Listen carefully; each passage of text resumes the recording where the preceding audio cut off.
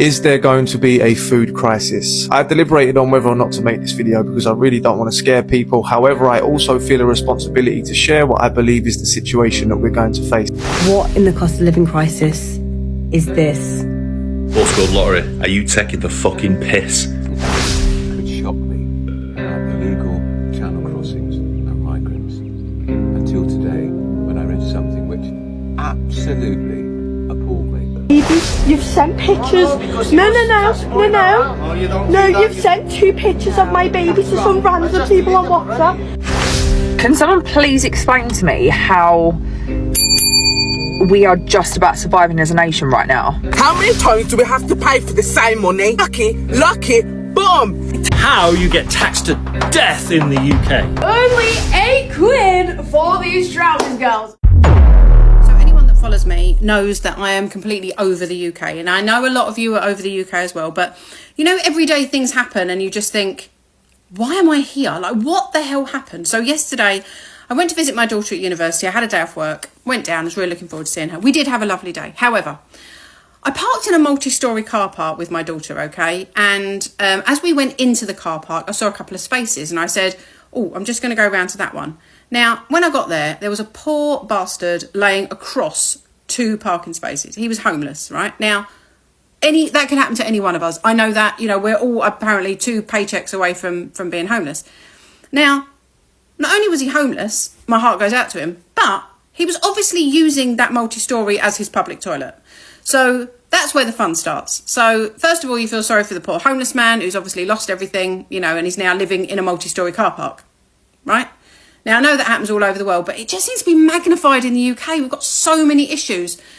So he's using this place as a public toilet. So as we park the car and we get out, we actually gave the man some money. We stepped over a massive pile of human excrement. Great.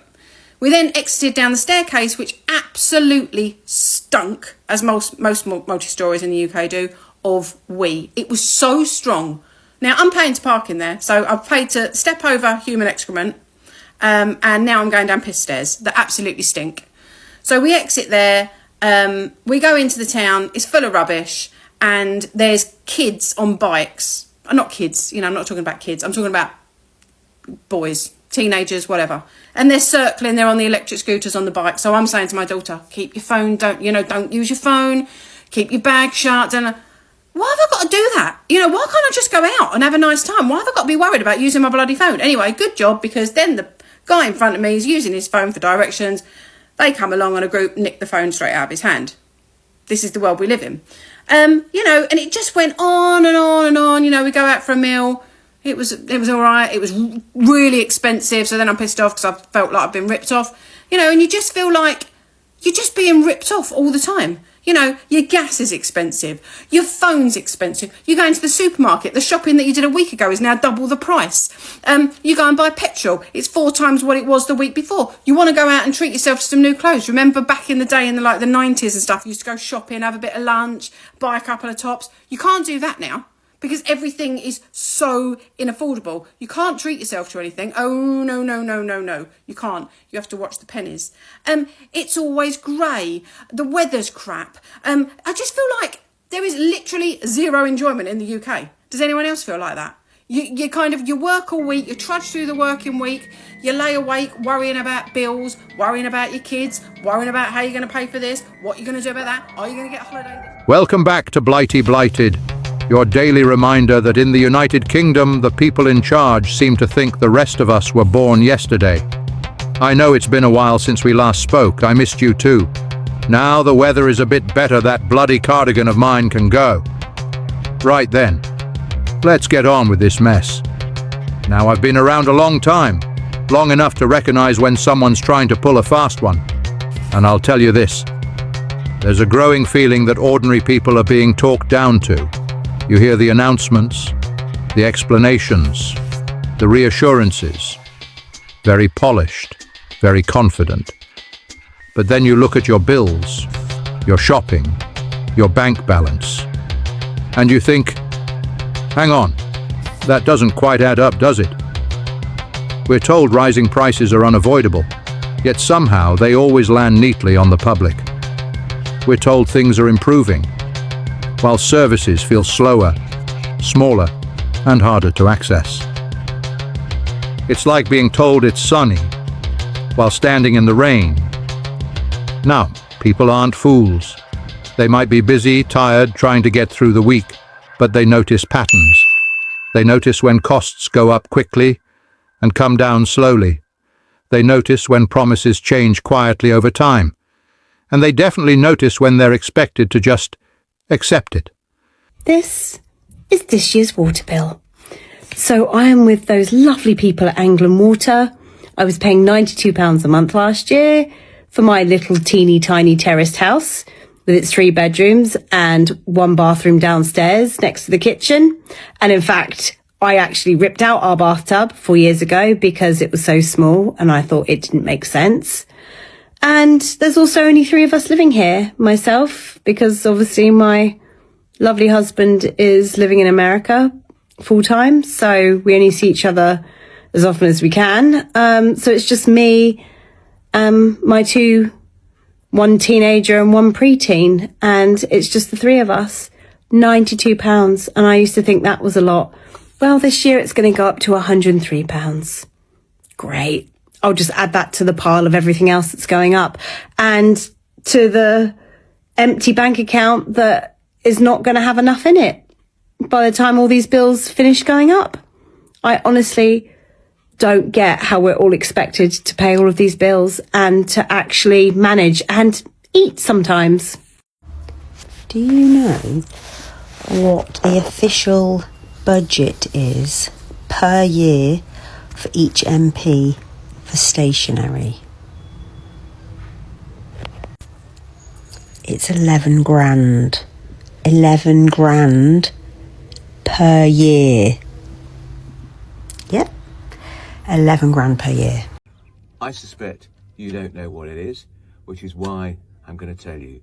How much do you think we are spending every day kitting out these migrants crossing the channel in brand new clothes? Every day we are spending, we the taxpayer, £3,000, and that's been going on for 4 years. So it started under the last Tory government and it's carrying on under the Labour government. And here's the thing, the clothes are kept in a huge warehouse the size of a Matalan store, dockside in Dover. There are changing rooms and they get to select the clothes they want. Puffer jackets, shoes, boots, gloves, scarves, hats. Oh, and in the summer, they get flip-flops. How nice is that? Do you think we also give them Ray-Ban sunglasses? What about some tax when you earn it? Yeah, you pay tax when you spend it. You pay tax if you save it. Tax if you invest it. Tax if you own anything. Tax if you sell anything. Let's not forget, we pay tax just for living in our own goddamn house. And then again, when you're dead, it makes sense because explain to me, when my council tax has gone up by nearly 5%, my wage hasn't even gone up by a quid. Not even a full pound, big man. So what are we actually funding at this point? Because the math ain't mathing to me. Let me make this personal, yeah. I have a condition, something I didn't choose, and I still have to pay for my inhalers. We're charging people for breathing now, yeah, is this what we're doing in 2026? Because that's exactly what it feels like. You tax what I earn, you tax what I spend, and now you want paying for the medication that keeps me alive? Make it make sense, yo. The UK is finished, it's literally cooked. The maddest thing is, yeah, they'll tell you that it's necessary, that's just how it is. No, it works like that because you've conditioned us to accept it to be there. Point, they're taxing us on breathing. I said what I said, I'm too loud to be ignored. Hit follow, more chaos. Keir Starmer and the Labour government want to introduce a new type of tax. Now, I missed this one first time around, and even after scrapping the winter fuel allowance and what they did to the farmers with the inheritance tax, this represents a new low, even for them. Keir Starmer will now tax the families of military personnel who lose their lives during service on the lump sums that they receive to support them. I mean, honestly, do these people have no shame at all? Now, in the future, this could affect absolutely everybody, because the direction that we're moving in with all this talk of national service and conscription, as well as everything else that's going on in Europe at the moment, it's very convenient at the same time they decide to start talking about bringing this new tax in. Why would anybody want to fight for this country when they treat us with this level of contempt?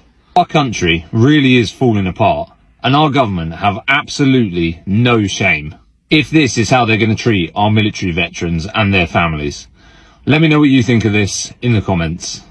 Me, I own 100k HMRC. Lovely. We'll take about 40k. Me, I buy a 30k car HMRC. Add 20% VAT. Me, I invest and make 20 grand profit. HMRC, capital gains, please. Me, I gift my kid 10 grand. HMRC, hope you live for 7 years. Me, I sell some stuff online and make £200. HMRC, that's income. Declare it. Me, I buy a 400k house. HMRC, stamp duty please. Me, I finally get to retire. HMRC, great, now we tax your pension. Me, I die. HMRC, inheritance tax please. I don't care who you're sending them to. You're saying what? Well, what does that say then? What does that say? I just delete him. No, yeah, what does that say? I just delete him. It's just like no, but there's pictures of my kid. The kid is moving around. Yeah, but they're pictures moving around. It's because that is my child. It's because my brother has a baby. So you're taking pictures of my baby? That's not okay. No. That's not okay. With devil emojis, you send pictures of my kids to people. It's deleted. I don't know, it was still there. I've just seen it still there. No, I've just seen it still there. Why would you? Been doing the People's Postcode Lottery for 8 years. The postman had just knocked on my door. Give me this, which is quite big. Sealed. I thought, I've fucking done it. I've won a lot of money. Looked out the door. Either a camera crew there or Daniel was there. Nobody was there. Thought, it says sure you'll win. As I peeled that back, a little bit of excitement creeps in. I thought, this could be a cheque. If you look at the size of that, it looks like a cheque could be in there. Peeled it open, undid the fold. You will never guess what I have won. Congratulations, you've won a set of fucking handmade soaps.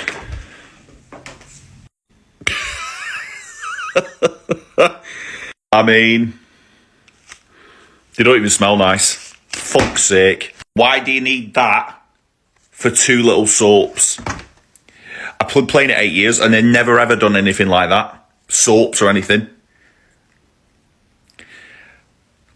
Went from a cheque, couple of grand, to 2 fucking soaps that are going to go in the bin. Thanks a lot, Postcode Lottery. Ruining my holiday.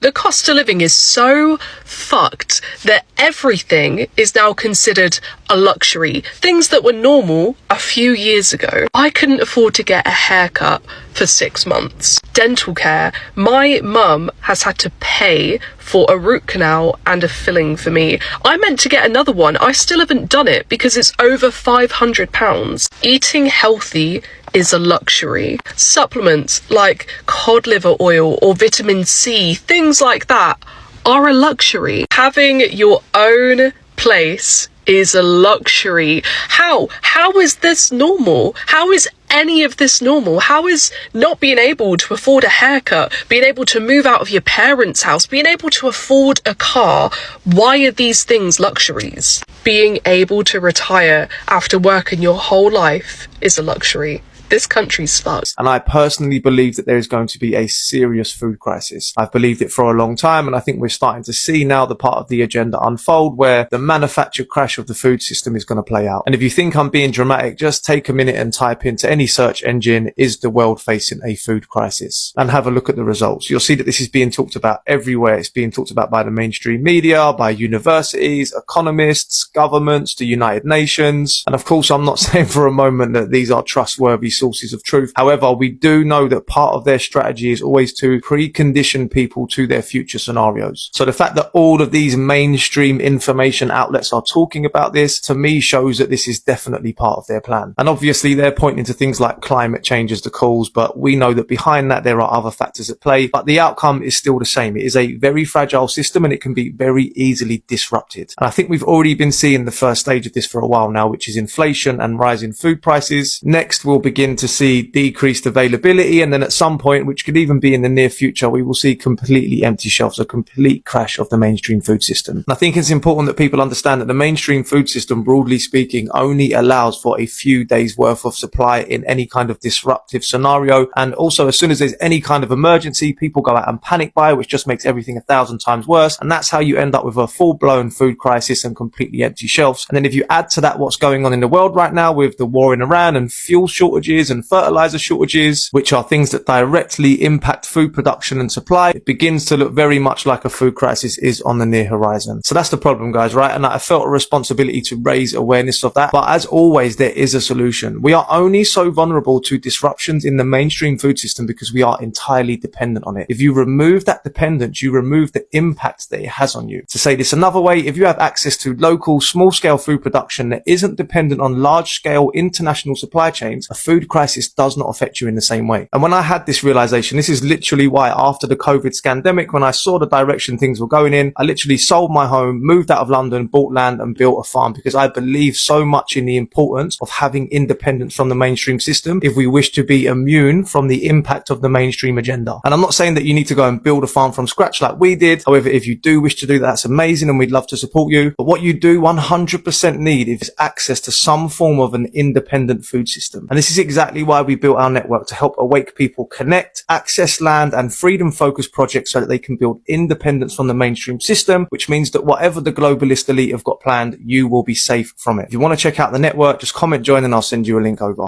Economic disaster is just round the corner, and I'm going to explain it in the simplest terms I can.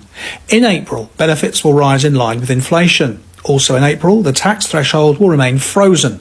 In real terms, the amount of money someone receives through benefits will increase, while the amount of money workers keep after tax will decrease. The government is rewarding unproductive behaviour and punishing productive behaviour. And before you say, yeah, but lots of people on benefits are in work, I know. And in fact, that actually makes the argument stronger. The reason organisations can pay so little is because governments have pushed taxes onto labour so high and forced an artificially high minimum wage. At the same time, the state effectively bails out low-paying employers by topping up wages with benefits. So organisations respond in the obvious way. They keep wages lower, knowing the government will make up the difference. Now, put yourself in the shoes of someone who has a job they don't particularly enjoy. Maybe that's you. There's very little motivation to work harder, gain more qualifications or go for promotion, because the moment you earn more, you attract higher tax. Stay where you are, however, and the government will fill the gap through benefits. And this is why we're heading for economic disaster. Punishment for productive behaviour and reward for unproductive behaviour.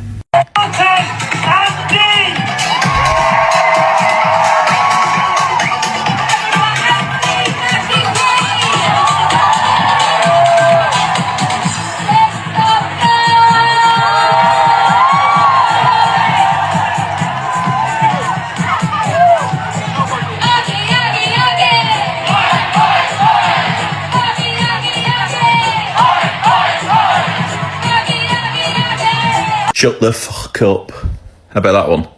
How about that one, Hannah?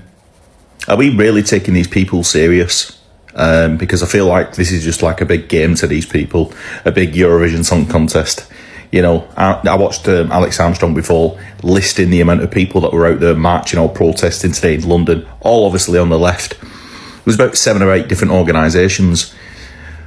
Why not put that amount of effort in to go to like a careers fair or something? You know, or just do something useful and clean London up or something. I don't know. Do you not have hobbies? Do you not have hobbies? All I hear is stop the far right, stop Nigel Farage, but he was DJing the other night. Like I don't understand. I feel like you just love doing it. We've seen the young kid outside Liverpool University today who apparently owned Liverpool University. His little protest went well. But we can't be taking these people seriously to run this country. You must be on something if you do. I don't get it. I just them dance moves alone, I'd be like, yeah, let's not do this today. Oh my God! Apparently, shut London down today or something. Ah, God, it hurts my brain. I've just gone to Tesco's. I thought I'll get myself like some lunch. I haven't eaten anything yet today. There were 6 bits of sushi in here, which I have demolished because, rightly so, it was absolutely stunning. It cost me £6. I ate it in about not even 5 minutes. The national minimum wage is £12.21 an hour. I would have had to have worked half an hour just to eat 6 bits of sushi. 6 bits of sushi. And then to top that off, I'm probably going with the pink thing today. Pepsi. I didn't need 4 donuts. I can't tell you the last time I even bought a donut. Years ago. I bought 4 donuts. This collectively come to £18. I would have had to have worked an hour and a half to afford this. What the fuck? How are people surviving? How I'm sitting there and working that out. I am absolutely baffled. Absolutely baffled. Just like, I don't even have words. I'm so confused.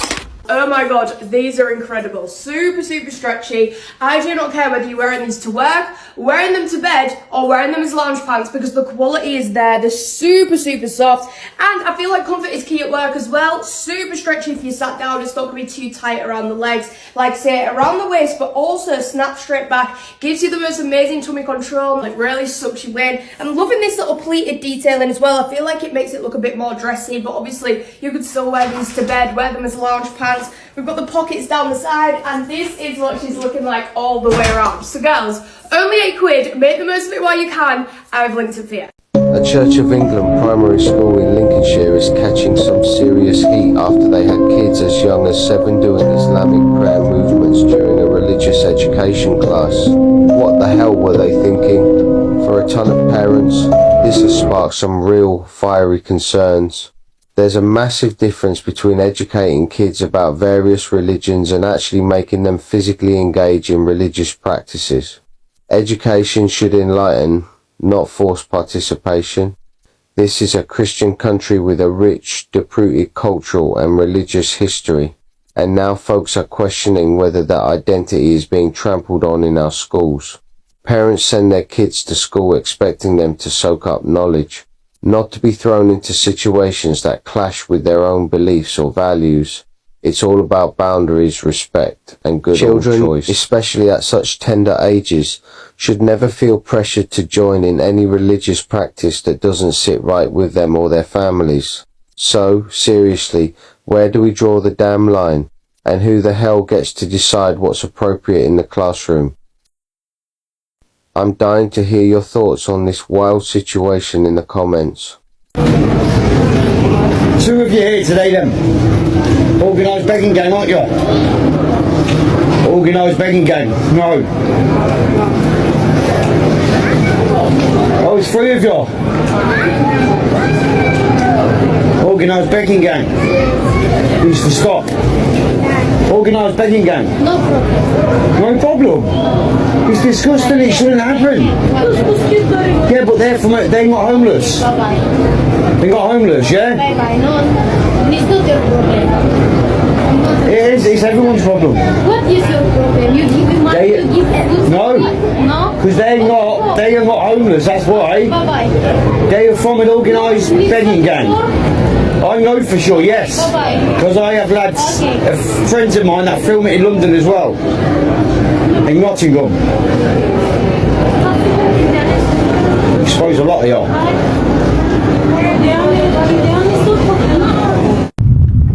Not being funny. I know I needed a big shot on that, right? But £200.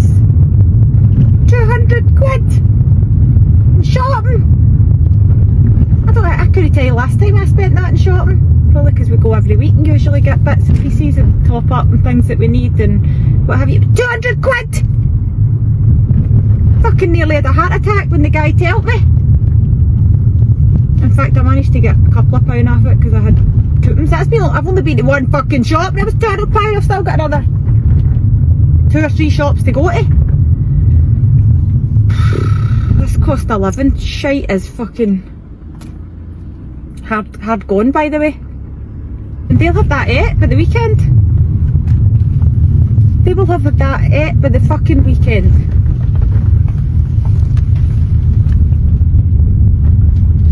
Anyway. How much? 150 grand a year.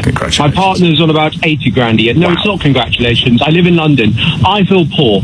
I'm not from a rich family. You go into Waitrose these days and you literally spend 50 quid on just getting a meal. Oh, please. I go into Waitrose and spend 50 quid on a meal. What sort of deluded world is this person living in? That's right, a man earning £150,000 a year told Tom on LBC he couldn't afford to live. His partner brings in another 80 grand. That is not poverty, that is lifestyle inflation dressed up as hardship. So I'll ask you all straight up. Could you afford to live on 150 grand a year comfortably? Because he can't. Oh, and it gets better. This idea that people like me who have worked our proverbials off and have apparently a good job, whatever that remains to be seen, shouldn't get benefits is ridiculous. Because you bring in £230,000 a year. Thinks he should get benefits on 230 grand a year. And a lot of people watching that will have had the same reaction straight away. If you're on an ordinary wage, paying rent or a mortgage, watching the food bill, watching the meter and still trying to keep the car on the road and likely visiting a food bank and you hear that, because words matter. There is a massive difference between not being able to afford basic living costs and not being able to maintain the standard of living you have become used to. Those are not the same thing. One is genuine financial pressure that the vast majority of this country feel. The other is the shock of finding out that even a very high income does not protect you from your own habits. If you are bringing in 150 grand on one salary and reporting around another 80 from your partner, that is a household income of roughly 230 grand a year.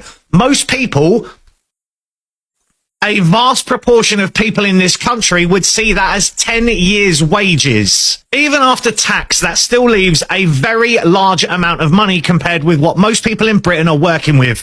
You can absolutely burn through that if you want. Plenty of people do. Expensive housing, expensive food, expensive cars, expensive tastes, monthly outgoings everywhere. It turns out Waitrose is not, in fact, a branch of the emergency services. And that is the point. What gets dressed up as I can't afford to live is often really I can't afford to live exactly how I want, in exactly the place I want, while keeping very expensive habits untouched. That may be frustrating. It may even feel like a squeeze if your costs are badly managed, but it is not anywhere near the same as the reality facing people who are choosing between heating and food, or skipping meals, or missing rent, because the numbers simply do not work.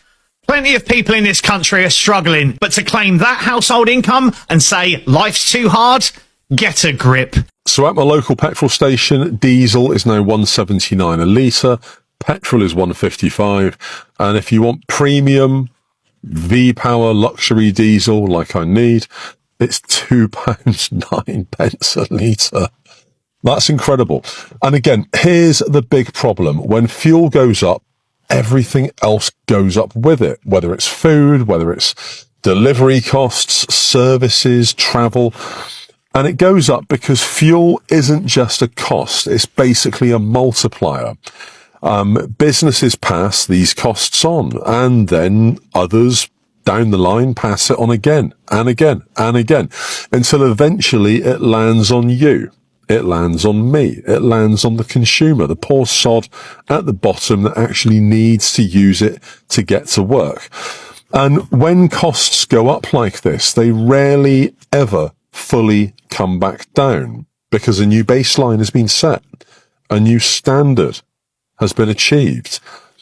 Companies know they can basically milk people for the same level of profit, and that's why everything feels like it keeps just getting more and more expensive. We're on basically a merry-go-round of price gouging. And all the while, the companies that vend these services, that vend these products, are reporting billions and billions in profits. Doesn't seem fair, does it? What are your thoughts on this? Goldman, peace out. I don't really think I see a lot on my FYP in around the cost of living right now. Like, obviously, my fuel is on red. I only put in £30 last Thursday, Friday. Not really been anywhere too tough. I'm having to put more in. Granted, we have a Costco card. I'm very lucky. But how are people managing with everything, the inflation? Like, I just don't. We're very blessed. We're very lucky. And there is only me. There's three of us. me, my wife and the son that have to get fed and keep a roof, like obviously the daughter and the kids, but she does her own. And I'm like, at this point, like, what the F is going on? Like, I don't even buy branded chocolate anymore. I used to. I mean, that's a positive, shed a few pounds.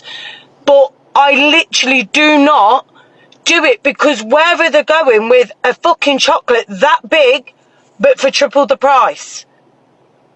You know, I just feel like probably we need to speak more on it. And I mean, I don't know what we can do, but it's just really, really shocking, and it's really bad. And there's so many people that are worse off than many, and they literally probably losing the roof because the landlord's putting up the rent too much, the cost of fucking food, the cost of petrol if you're running a car, like everything. Like, majority of people behind the scenes, they don't know that they're living off, excuse me, credit cards, ClearPays, Klarnas, Zilches. Like, it's a known thing.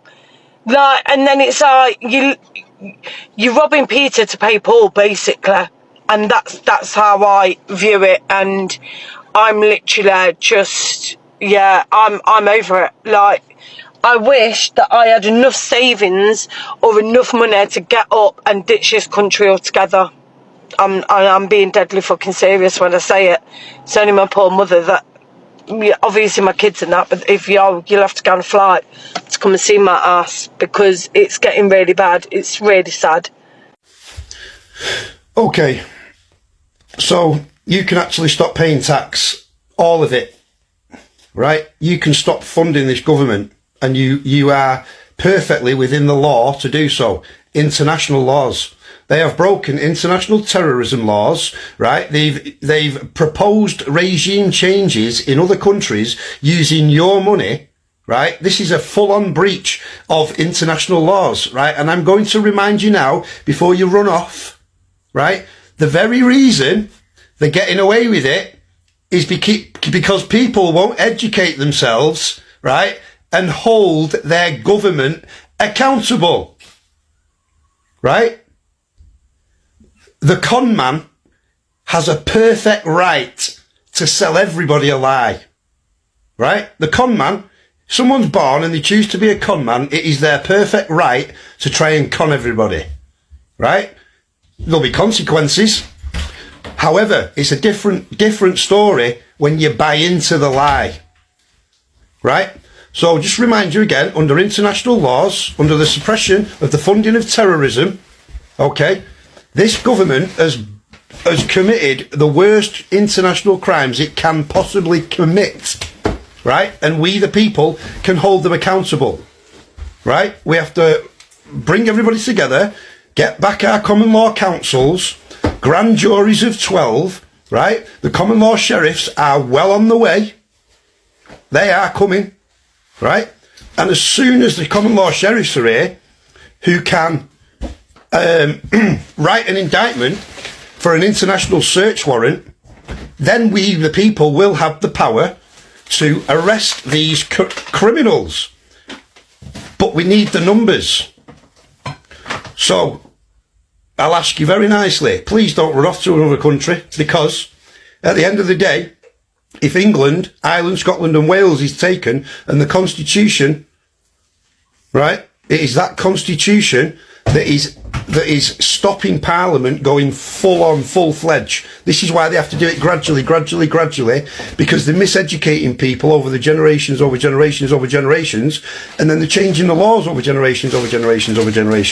And then most people think that they can just make up a new rule and rule or legislation, not pass it through Parliament. Do you know how many rules and regulations you're having enforced on you that have never even been passed in Parliament to make it a said fucking law? There's too many of them.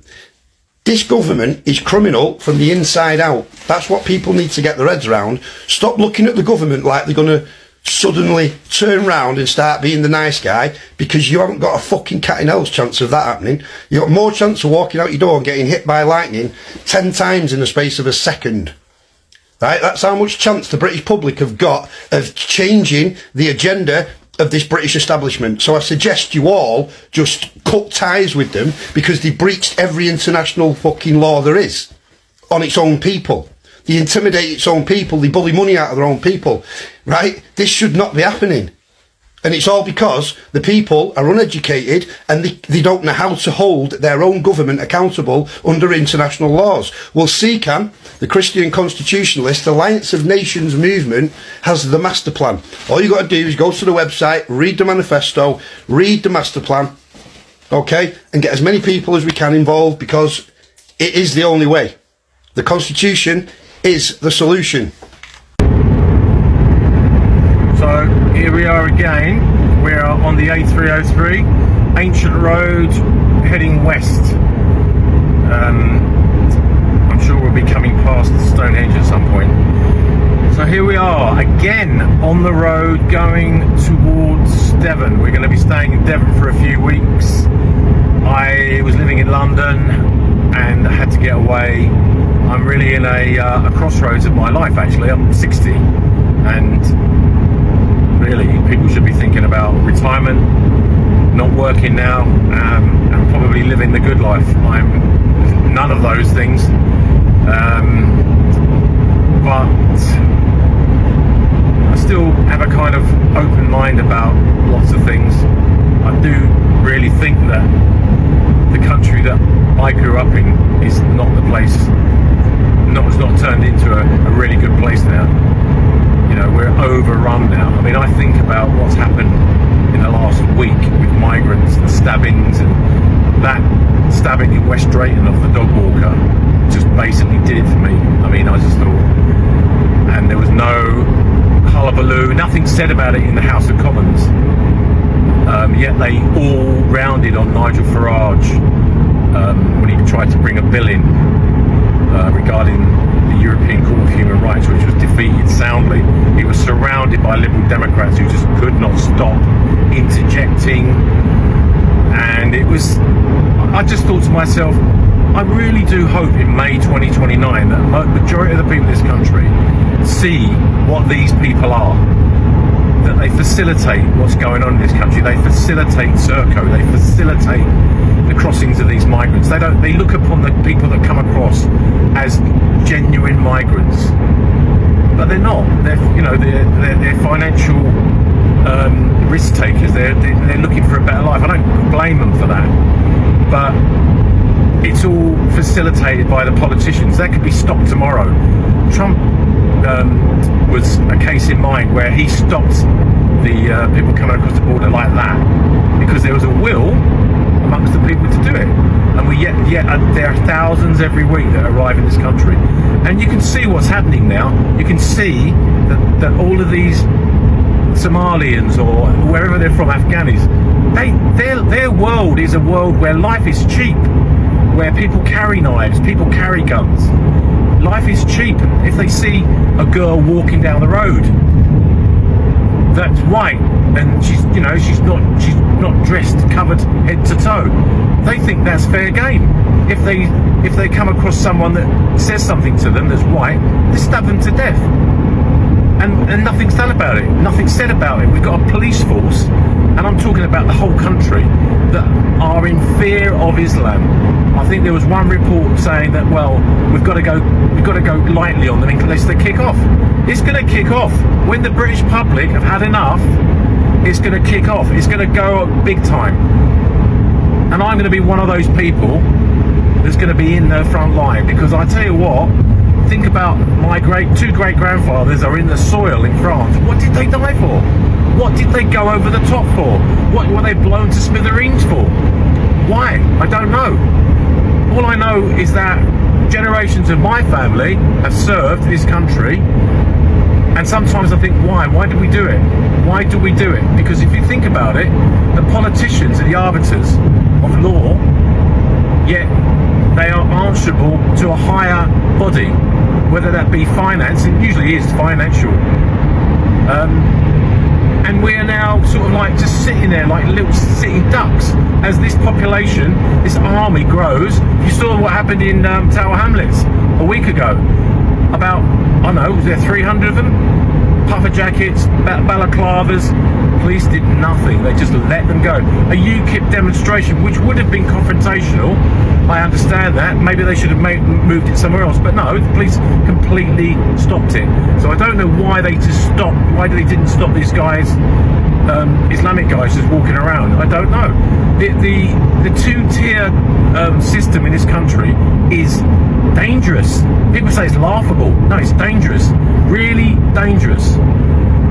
And I don't see how it's going to change. I was listening to Alex Phillips, and she was going on. She was ranting a bit, but she was basically saying, well, it's not going to get any better, is it? There isn't going to be this kind of like thing that happens that where it all goes back to what it was like before. I don't think it gets any better than this. And so, yeah, I mean, I just think the last bastions of white society were in the Southwest. There's only so many times you can say nothing to see here before people start looking very closely. I sometimes think those running things assume the public won't question it, that we'll just carry on, pay up, and keep quiet. Well, we are polite, but we're not daft. The danger is, the more people feel dismissed or underestimated, the more frustrated they become. And frustration has a way of building quietly, until it doesn't. You can only treat people like they don't understand for so long before they prove that they do. Most people don't expect miracles, just honesty, a bit of fairness, something that makes sense. And when they don't get that, well, they start asking harder questions. Because in the end, it's not about being clever, it's about not being taken for a fool. Blighty is a disgusting mess. But in the end, we are Brits after all. Keep strong and carry on while we are still able. I will see you all in the next video.